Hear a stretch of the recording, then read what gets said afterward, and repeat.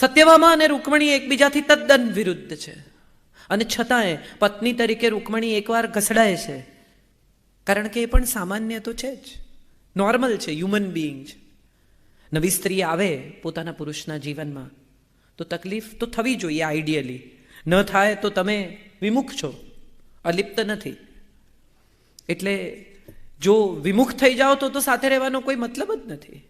એને વિમુખથી અલિપ્ત થતા શીખવે છે કૃષ્ણ. એને પોતાના મય રહીને પણ પોતાનાથી દૂર કેમ રહી શકાય એ શીખવે છે કૃષ્ણ. અને એમના અંતિમ સમયે બે સ્ત્રીઓ આવે છે. રાધા આવતા નથી. રાધાની પુત્રવધુનો એક સિક્વન્સ મેં એમાં લખ્યો છે, જેનું મૂળ નામ શુભ્રા છે. પણ સાસુ વહુ એટલા નજીક છે, એટલો પ્રેમ કરે છે એકબીજાને, કે રાધા પોતાની પુત્રવધુને શ્યામા કહીને બોલાવે છે. આ શુભ્રાથી શ્યામા સુધીનો પ્રવાસ પણ સ્ત્રીની જિંદગીમાં બહુ રસપ્રદ હોય છે. એક સીન છે મારી નવલકથાનો, જેમાં આખી રાત રડેલી પુત્રવધુ થાંભલાને ટેકે બેઠી છે. રાત્રે પતિએ મારી છે. બાજુમાં બેસે છે રાધા, અને પુત્રવધુ પૂછે છે સાસુને કે આખી જિંદગી તડકો પડે અને છતાંય હૃદયનો એક ખૂણો ભીનો રહી જાય તો એમાં કોઈ શું કરે? આ પુત્રવધુ નથી પૂછતી, આ રાધા પૂછે છે જાતને. બધું જ કરી લીધા પછી, તમામ જવાબદારીઓ પૂરી કરી લીધા પછી પણ કોઈ દિવસ નહીં પહેરાય એવી સાડીની ગળીમાં મુકાયેલો એક પ્રેમપત્ર, જે કદાચ ક્યારેય બહાર નથી આવતો, એ એની હાજરી ભૂલવા નથી દેતો. તમે બહાર કાઢીને વાંચતા નથી. રોજ તમે ગીતા વાંચો છો, રોજ તમે મધુરાષ્ટક વાંચો છો, પણ એ બધું જ વાંચતા વાંચતા પેલો પત્ર એની સાથે સાથે આપોઆપ વંચાતો જાય છે. એની મેળે જ એને કાઢીને વાંચવો નથી પડતો, કારણ કે એના તો અક્ષરો મોઢે હોય છે. મધુરાષ્ટકનો શ્લોક ભૂલાય પણ એ પ્રેમપત્રની લાઈન નથી ભૂલાતી. એ કથા છે કૃષ્ણાયનની. મને હંમેશા એવું લાગ્યું કે આવું જીવેલો માણસ જો થોડા કલાક મળે તો પાછો ફરીને કોને યાદ કરે? અને આ ત્રણ સ્ત્રીઓને યાદ કરે છે. આ ત્રણ સ્ત્રીઓને ફરિયાદ છે એની વિરુદ્ધ. હોય, સ્વાભાવિક છે. તમે જેની બહુ નજીક હો ને એની જ સાથે તમને ઝઘડવાનું ગમે. બસના કંડક્ટર સાથે તમે ઝઘડો નથી કરતા, ઠીક મારા ભાઈ નથી છૂટતા તો લે રાખ, નહીં આપતો પૈસા પાછા. સહપ્રવાસી તમારી સાથે કચકચ કરે તો તમે એમ કહો કે ભાઈ તું બેસ, ચાલ હું અહીંયા બેસું. પણ જેની સાથે રોજ રહેવાનું છે, જેને તમે ખૂબ ચાહો છો, એની સાથે આર્ગ્યુમેન્ટ કર્યા વગર રહી શકાતું નથી, કારણ કે તમને ખબર છે કે આ ઝઘડો રિઝોલ્વ કરવો પડશે. આ ઝઘડો આપણા બેની વચ્ચે રહેશે તો આપણે એકબીજાને નહીં જોઈ શકીએ, એટલે આ ઝઘડો વચ્ચેથી ખસેડવો પડશે. અને ખસેડવો કેવી રીતે? તો એની આ પ્રોસેસ છે, જેમાં દ્રૌપદી આવીને પૂછે છે કે તું મને પ્રેમ કરે છે કે નહીં, કહી દે જતા પહેલા. મારી અંદર આ ફાંસ છે, મારે બહાર કાઢી નાખવી પડશે, નહીં તો હું તો જઈ જ નહીં શકું.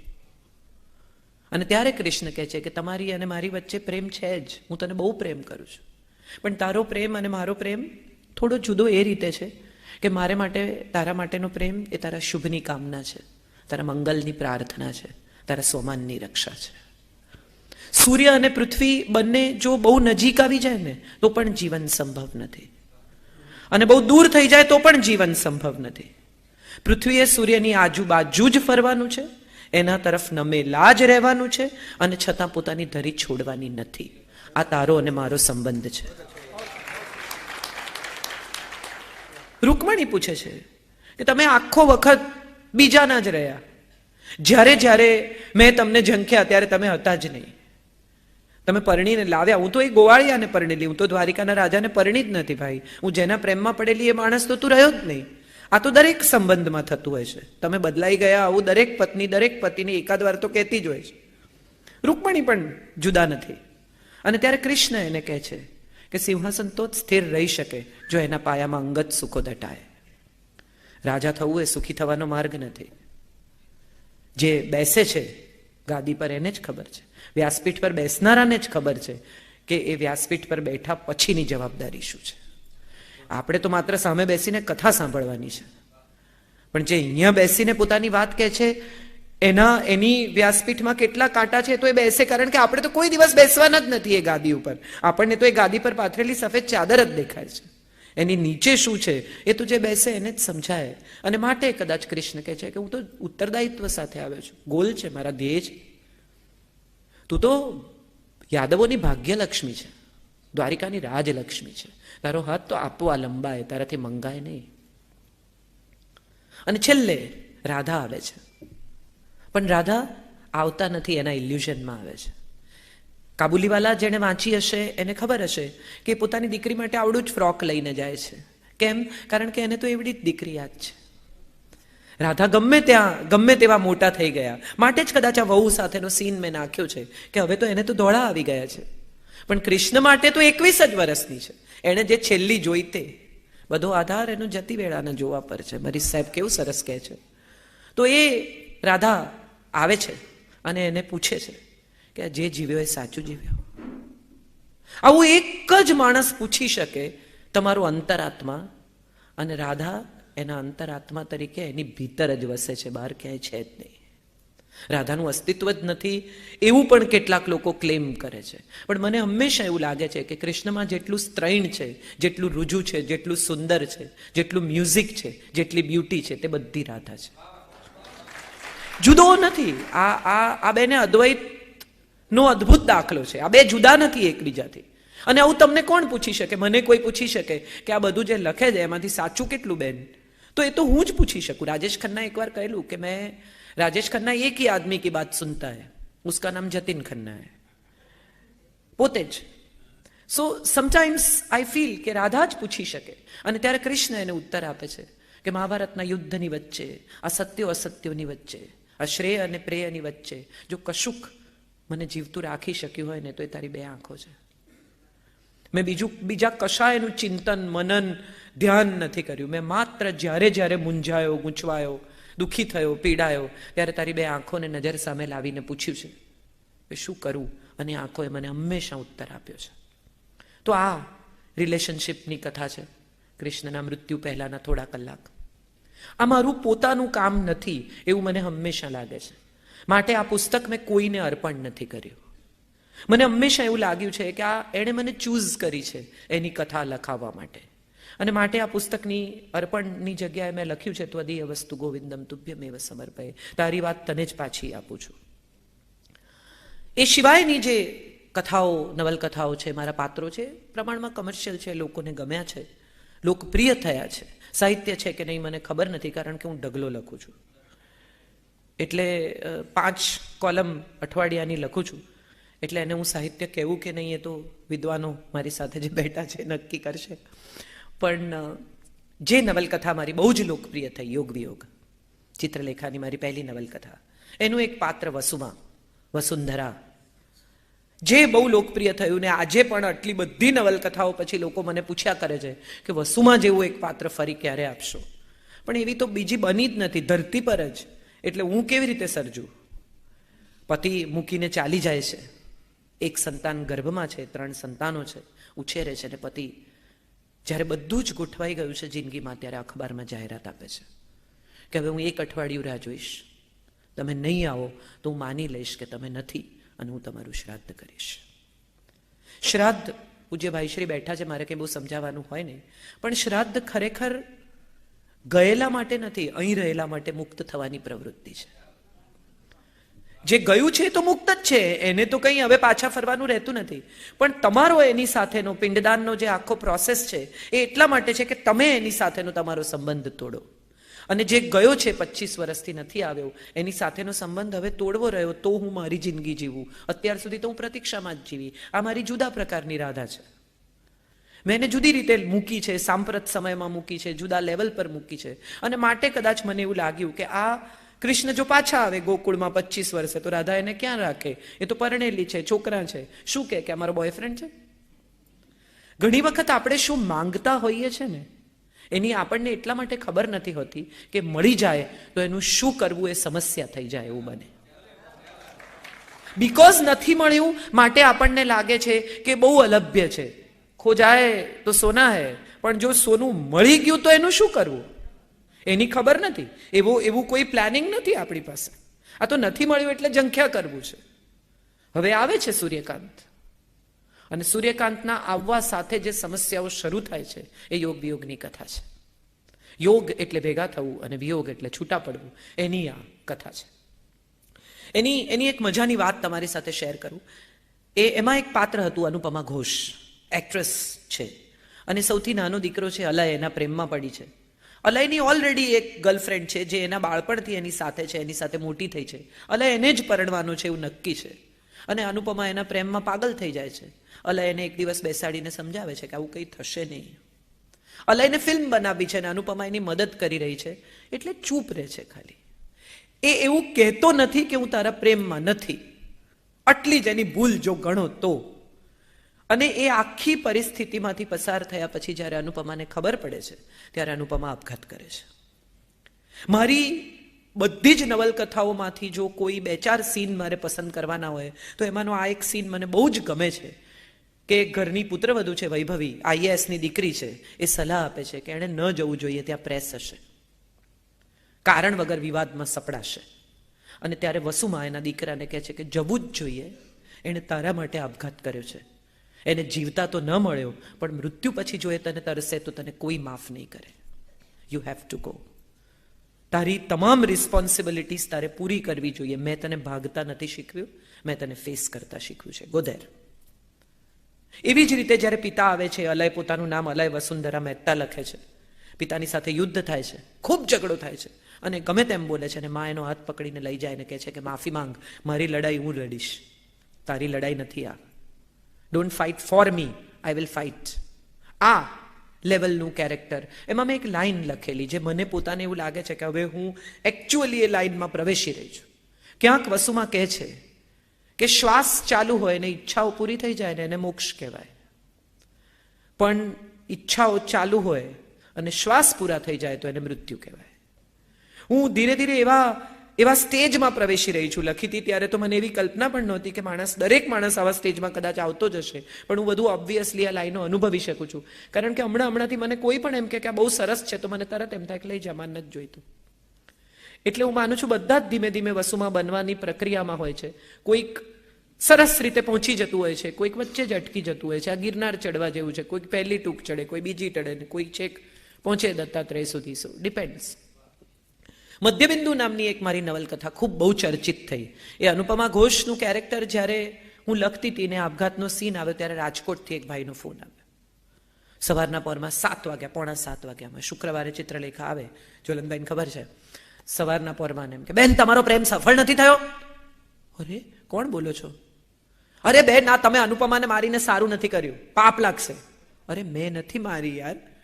આ બહુ શાંતિથી, આ જાંબુ જેવી કથા, એમને એટલી શાંતિથી સમજાય. મેં કીધું ભાઈ આ પાત્ર છે, ક્યાંક ને ક્યાંક તો એની એક્ઝિટ આવે ને. આ તો પણ બીજાની કરાવો ને, એની કેમ કરાવો છો? એમણે ઓલમોસ્ટ 20 મિનિટ મારી સાથે દલીલબાજી કરી અને પછી મને એમ થયું કે હશે મારી ભૂલ થઈ ગઈ. હા એમ તો હવે એને જીવતી કરો. અરે એમ કેમ જીવતી કરું? તો કે એકતા કપૂરમાં નથી આવતું એવી રીતે. ભલે ભાઈ એવો પણ પ્રયત્ન કરી જોઈશ, પણ એવું કંઈ કર્યું નહીં. અનુપમા ઘોષ મરીને અમર થઈ ગઈ. જેટલા લોકો વાંચે છે બધા ઇવેન્ચ્યુઅલી એના પ્રેમમાં પડ્યા વગર રહેતા નથી. એનું એક જ કારણ છે, એ છોકરી બહુ પ્યોર છે. એ જે કરે છે ને એમાં ક્યાંય આડંબર, દંભ, દેખાડો, જુઠ્ઠાણું નથી. એ રડે છે તો એ દિલથી રડે છે, ઝઘડે છે તો એ દિલથી ઝઘડે છે. એને જે કહેવું છે ખુલ્લા દિલે કહે છે, પ્રેમ કરે છે તો ખુલ્લા દિલે કહે છે. અને ત્યારે મને એવું લાગે છે કે આપણે બધા આવા પાત્રોના પ્રેમમાં એટલા માટે પડીએ છીએ કારણ કે આપણે આવા થવું છે પણ થઈ શકતા નથી. આપણે પણ આમ જ જીવવું છે, ખુલ્લા દિલે, મુક્ત અવાજે રડીને, ખુલ્લા દિલે હસીને, વરસાદમાં પલળીને. પણ આવું આપણાથી થતું નથી. એટલે પેલી કરે છે માટે આપણને ગમે છે. આ આપણી આઈડિયલ છે. નવલકથા 2 રીતે વહેંચાય છે. ક્યાંક તમે આઈડિયલાઇઝ કરો છો ને ક્યાંક તમે આઈડેન્ટિફિકેશન કરો છો. ક્યાંક તમને લાગે છે કે તમારા જેવી છે ને ક્યાંક તમને લાગે છે કે તમારે એના જેવા થવું છે. આ 2માં તમામ પાત્રો વહેંચાય છે ટેકનિકલી. એક બીજી નવલકથા મધ્યબિંદુ હું લખતી હતી ત્યારે એક બહુ જાણીતા લેખકનો ફોન આવ્યો. મધ્યબિંદુ થોડી કોન્ટ્રોવર્શિયલ નવલકથા હતી જેમાં એક સ્ત્રી છે જે 2 જણાના પ્રેમમાં છે. એક જંગલમાં રહેતો ફોરેસ્ટ ઓફિસર છે અને બીજો ઇન્ડસ્ટ્રીયાલિસ્ટ, એનો પતિ છે.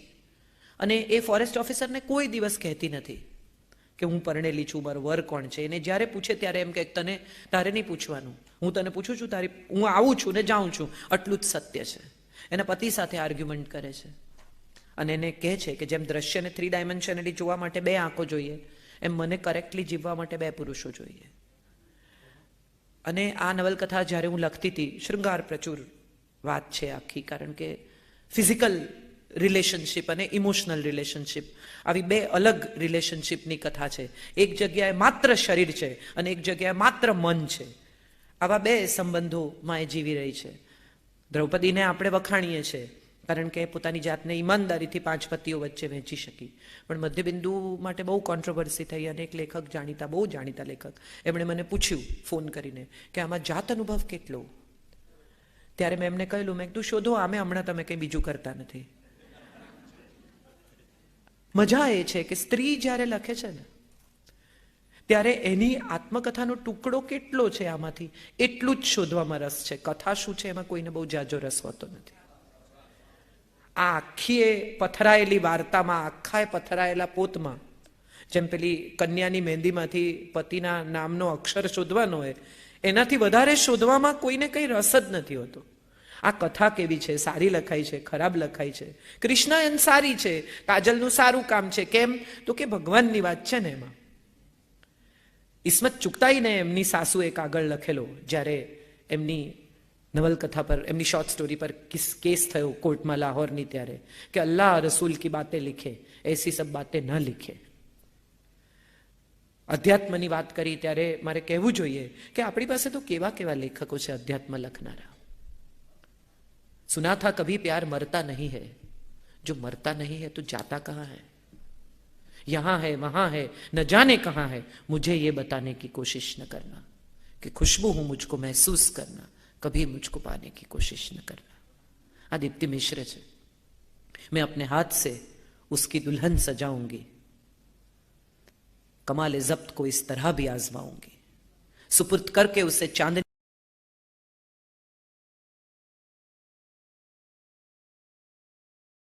को. સ્ત્રી લેખકો આવી ગયા. પન્નાબેન છે, ધીરુબેન, કેટલી અદ્ભુત વાત. આગંતુક વાંચો તો તમને સમજાય કે આ સ્પીડે અને છતાંય આ રસ જાળવી રાખવો નવલકથામાં સરળ નથી. એટલે હું જ્યારે મારા પાત્રો વિશે વાત કરું, ધીરુબેનની આગંતુક વાંચી, ત્યારે મને આ કૃષ્ણાયન જેવી જ ફિલિંગ આવી કે કન્ટેમ્પરરી લખાવવું જોઈએ, આગંતુકને ફરી લખવી જોઈએ, જુદી રીતે લખવી જોઈએ. અને માટે મેં એક નવલકથા લખી જેનું નામ છે રાગ વૈરાગ. એક 3 વર્ષ સુધી આશ્રમમાં સંન્યાસી થઈને રહેલો કરોડપતિનો દીકરો પાછો ફરે છે, અને પાછો ફરે છે ત્યારે એની પાસે આશ્રમના રહસ્યો છે, માટે આશ્રમ એને જીવવા દેવા નથી માંગતો.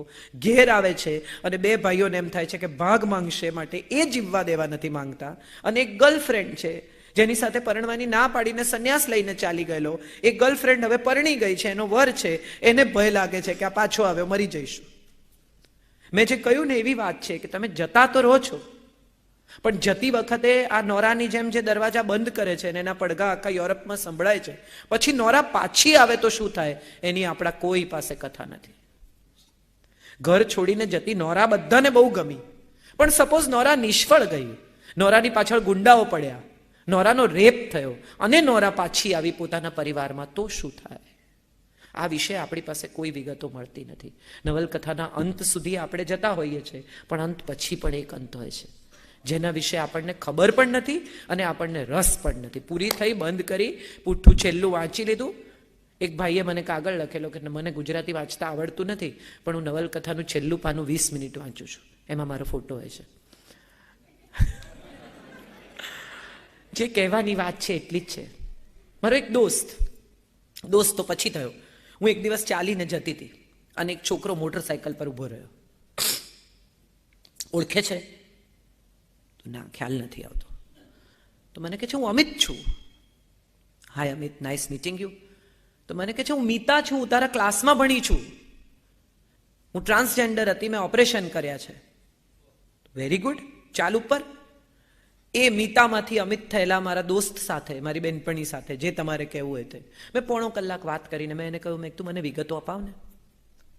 અને તમામ વિગતો, ડોક્ટર્સના ઓપરેશન્સ નજરે જોવા, એ બદલાયેલા વ્યક્તિને મળવું, એની માનસિકતા સમજવી, આ બધું કરીને જે નવલકથા મેં કરી એ પૂર્ણ. અને મેં અમિતને જ અર્પણ કરી છે એટલા માટે કે આ કથા મને એની જ પાસેથી મળી છે. એણે આટલા દિલ ખોલીને મારી મદદ ન કરી હોત તો આ નવલકથા ન સર્જાઈ હોત. થોડો એવો સમય જિંદગીમાં આવ્યો કે જ્યારે મારું બચ્ચું ચાલી ગયું મને છોડીને, 2.5 વર્ષનું. મારા લગ્ન અમુક પ્રકારની સમસ્યાઓમાંથી પસાર થતા હતા. હું પ્રશાંત ભીમાણી પાસે જતી હતી ને એક દિવસ સિટિંગ્સ માટે, અને એક દિવસ પ્રશાંતભાઈએ કહ્યું કે આ કંઈ, મેં કીધું મને થાય છે શું? એટલે એમણે બહુ સરસ વાત કહી કે આ કંઈ નથી, આને ટ્રેટ કહેવાય, આ બાયપોલરનો ટ્રેટ છે.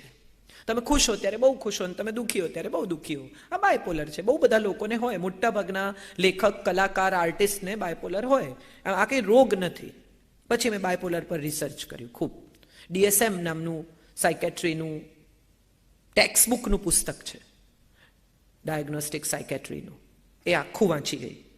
મુકુલ ચોકસી હજી પણ મારી મજાક કરે છે. હું એમને કોઈ વાર ફોન કરીને પૂછું કે હું ફ્લુની લઈ લઉં, એટલે મને કે મને મારા મા બાપે પૈસા ખર્ચીને ભણાવ્યો છે, વાંધો ના હોય તો કે મને તને શું થાય છે.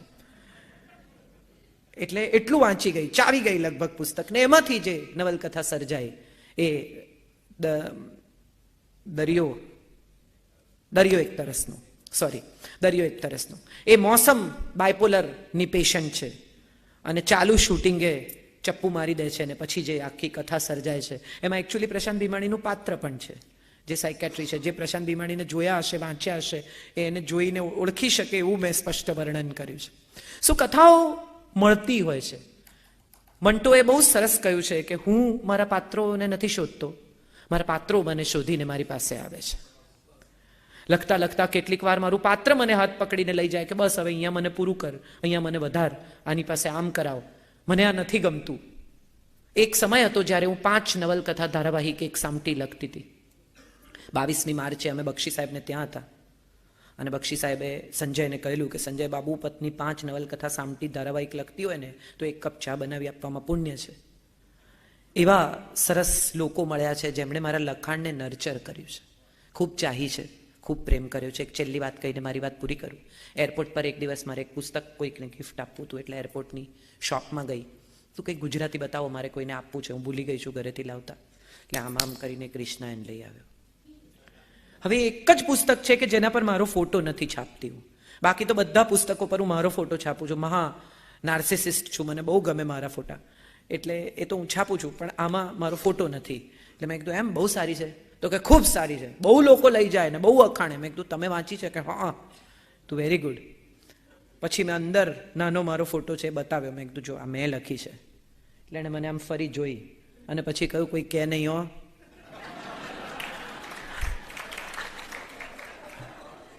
એટલે મારી વાત મારે અહીંયા જ પૂરી કરવી છે કે 65 પુસ્તકો પછી એકચ્યુઅલી મને જોનારા બધા જ મને જોઈને કહે છે કે કોઈ કે નહીં હો. Thank you so much.